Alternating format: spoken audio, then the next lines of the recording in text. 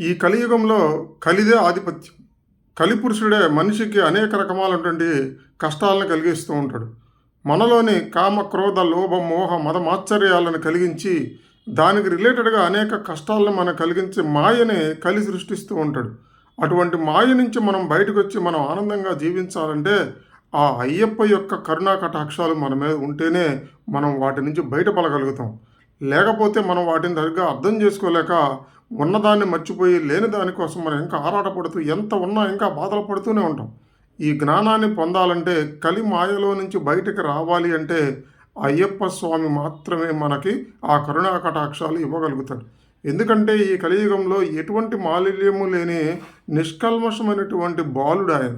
ఆయన గనక శరణం మనం కోరినట్లయితే ఆయన యొక్క శరణంతో ఈ యొక్క శరముతో ఈ యొక్క కలిని అంతరింపజేసి మనకి జ్ఞానాన్ని ప్రదర్శిస్తాడు. అయ్యప్ప స్వామి దగ్గరికి ఎంతకాలం అయితే ఈ బాలస్వాములు వెళ్ళి ముడుపులు చెల్లిస్తూ ఉంటారో అంతవరకు ఈ కలియుగంలో ఆయన మనకు రక్షకుడుగా ఉంటాడు. అంత నిష్కల్మషమైనటువంటి దేవుణ్ణి మనం ఆరాధిస్తే మనం ఈ మోహాల నుంచి బయటకు వచ్చి నిష్కల్మషమైన మనసును పొందగలుగుతాం. స్వామియే శరణమయ్యప్ప.